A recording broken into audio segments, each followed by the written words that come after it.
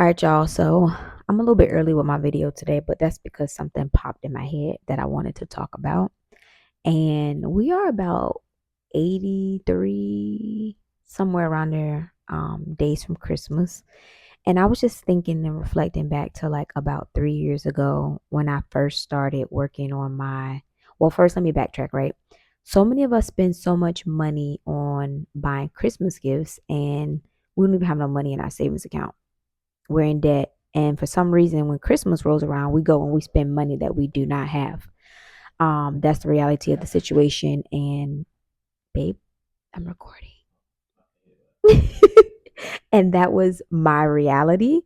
But about 3 years ago, when I got really serious with my finance journey, I realized I couldn't do that anymore. And it literally brought tears to my eyes.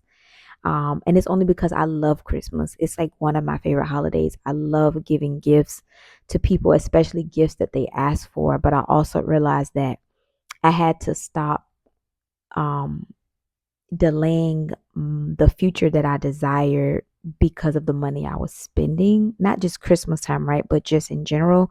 Christmas just so happened to be the spending money moment at the time.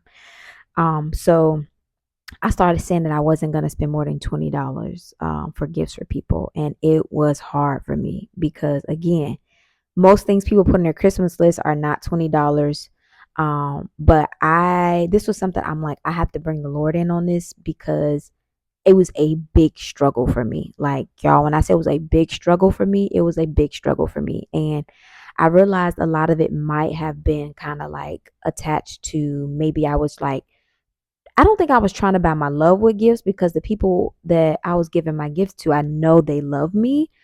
But it was also just something I think that I was connecting to just my identity and my worth and being able to provide these type of gifts and to be able to like put a smile on people's face like that. That I had to kind of reject. And so I started doing a $20 gift thing. And interestingly enough, I started coming up with the most creative ways to buy people gifts, right? Which might not be creative to some people. But I felt like the Lord would remind me that somebody loved Jurassic Park. And I would find like the coolest, most authentic Jurassic Park car, and it could be like a collectible for them. And I spent less than $20. I'm not talking about the old school, something that was from 1970 that I found on eBay, because obviously those things are not $20, right? But something that connected to something that they loved that wasn't always a material thing. Um, and so when I started doing that, I've been doing that for like the past 3 years. And funny enough, I feel like the gifts that I've been buying people, I've seen them use more than the gifts that you sometimes spend a bunch of money on. And so I just wanted to just come to y'all today because Christmas is coming up and I know a lot of people are starting to save for it. If you haven't already started saving for it and you're thinking about gifts and just different things that you want to buy. And so I just challenge you to like, if you have the money to spend for very expensive gifts, do your thing. But if you don't, I don't want you to feel bad about that, especially because you're working on bettering your life, bettering your future.